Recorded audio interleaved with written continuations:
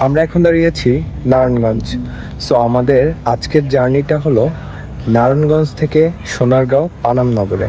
এই বিশ্ব এক শহরকে আমি আপনাদেরকে এক্সপ্লোর করে দেখাবো। সো এই এক্সপ্লোরে আপনাদেরকে সাথে রাখার চেষ্টা করছি। আপনারা আমাদের সাথে থাকবেন এবং পুরো ভিডিওটা দেখবেন, আপনাদের মন্তব্য কমেন্টে জানাবেন। ভিডিওটা ভালো লাগলে লাইক করতে ভুলবেন না। ধন্যবাদ সবাইকে। আবারও আপনাদেরকে বলছি, পানাম সিটি এক অনন্য ইতিহাস বাংলার মানুষের। দেখা হচ্ছে এই শহরে। প্রথমবারের মতো রয়্যাল এনফিল্ডে একটু ট্রায়াল দিলাম। বাইকটা আমার না, তবে স্বপ্ন দেখার কোনো মানা নেই। আপনারা যারা ভিডিওটা দেখছেন, অনুরোধ করব পুরো ভিডিওটা দেখুন। যদি ভালো লাগে লাইক দিন, কমেন্ট করুন। আর হ্যাঁ, সাবস্ক্রাইব করলে ইনশাল্লাহ একদিন নিজের রয়্যাল এনফিল্ডেও উঠবো। দোয়া রাখবেন।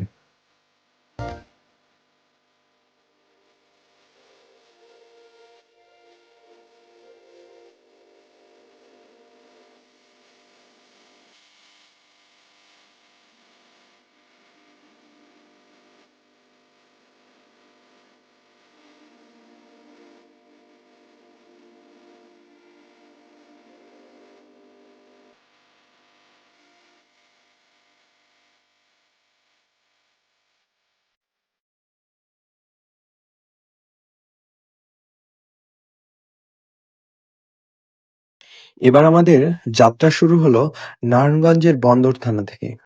গন্তব্য ঐতিহাসিক সোনারগাঁও, এক সময়ের প্রাচীন বাংলার রাজধানী, আর এখন ইতিহাস আর সংস্কৃতির গর্বিত সাক্ষ্য বহন করছে সোনারগাঁও। সোনারগাঁও ছিল প্রাচীন বাংলার অন্যতম গুরুত্বপূর্ণ রাজধানী। এটি ১৩০০ থেকে ১৬০০ শতাব্দী পর্যন্ত দিল্লি ও বাংলা সুলতানদের অধীনেই ছিল। বিশেষ করে ঈশা খাঁ বাংলার ১২ ভূঁইয়াদের একজন সোনারগাঁওকে তার প্রধান কেন্দ্র হিসেবে ব্যবহার করতেন। তিনি মোগলদের বিরুদ্ধে সাহসী প্রতিরোধ গড়ে তুলেছিলেন এখান থেকেই। সোনারগাঁও ছিল তৎকালীন বাংলার বাণিজ্য, শিক্ষা ও সাংস্কৃতিক কেন্দ্র।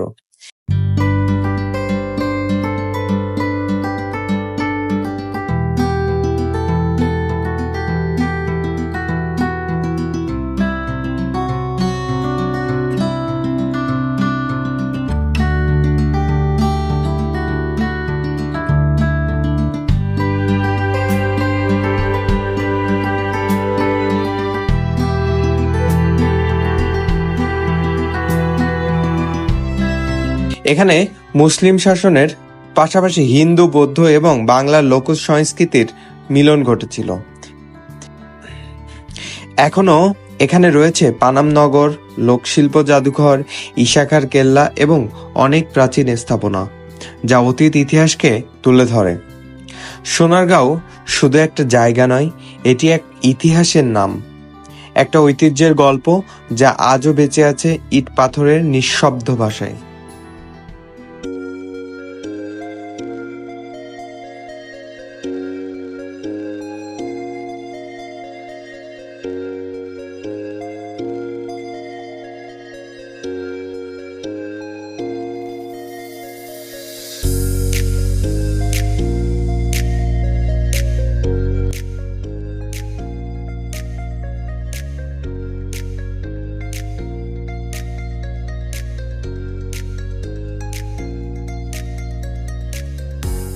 চলে এলাম ইতিহাস আর ঐতিহ্যে ঘেরা এক শহরে, পানাম সিটিতে।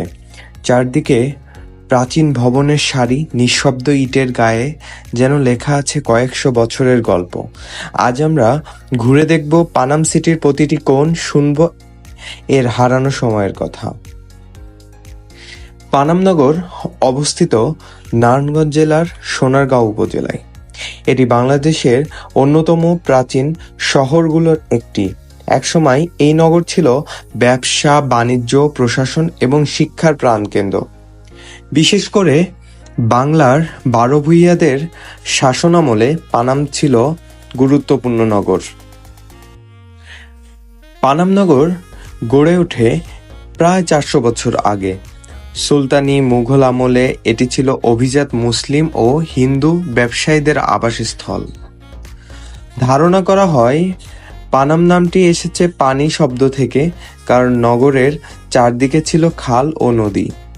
তখনকার সময়ে এখনকার ব্যবসায়ীরা ভারত, আরব এবং ইউরোপে সঙ্গে বাণিজ্য করতেন। এই নগরী প্রধান আকর্ষণ ছিল তার 52টি প্রাচীন ভবন। তাদের নির্মাণশৈলীতে দেখা যায় মুঘল, ইউরোপিয়ান এবং বাংলার লোকশিল্পের মিশ্রণ। 1905 সালে ঢাকাকে প্রাদেশিক রাজধানী ঘোষণা করা হলে পানাম ধীরে ধীরে তার গুরুত্ব হারায়। তারপর শুরু হয় অবহেলা, আর সময়ের সঙ্গে সঙ্গে শহরটি পরিণত হয় এক হারিয়ে যাওয়া নগরে। আজকে পানাম সিটিতে শুধু একটা পর্যটন স্থান নয়, বরং এটি আমাদের ইতিহাসের জীবন্ত দলিল। প্রতিদিন হাজার হাজার মানুষ এখানে আসেন ছবি তুলতে, ভিডিও করতে বা কেবল অনুভব করতে এক নিঃশব্দ অতীত। বাংলাদেশ লোক ও কারুশিল্প ফাউন্ডেশন এখন এটি সংরক্ষণের জন্য কাজ করছে।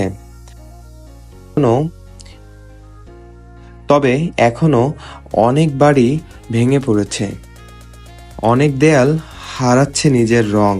তাই প্রয়োজন এই ইতিহাসকে ভালোবাসার, রক্ষা করার, যেন ভবিষ্যৎ প্রজন্মও জানতে পারে তারা কত গৌরবময় শিকড় থেকে উঠে এসেছে।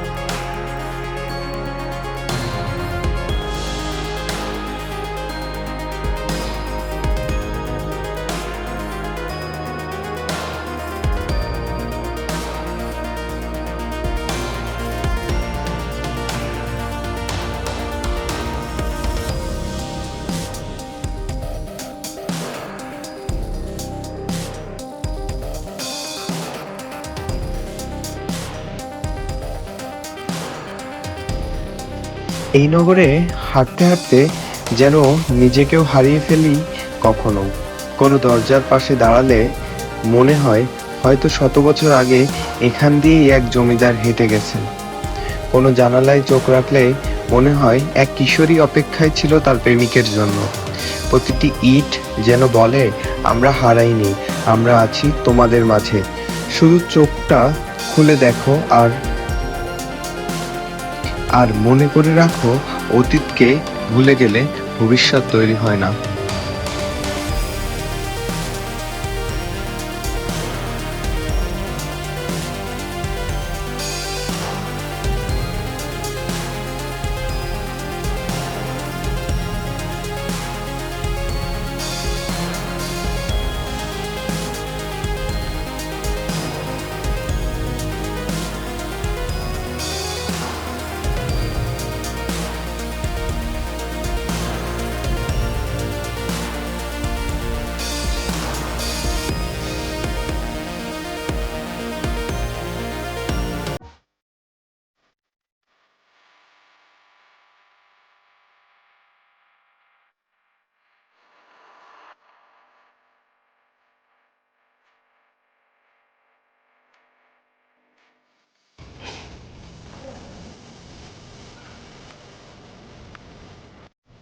এই ছিল আমাদের পানাম সিটিতে একদিন। তোমরা যদি ইতিহাসকে ভালোবাসো একবার এসো এখানে। ভিডিওটা ভালো লাগলে লাইক দিও, কমেন্ট আর অনুভব জানাও। আর হ্যাঁ, চ্যানেলটি সাবস্ক্রাইব করতে ভুলো না।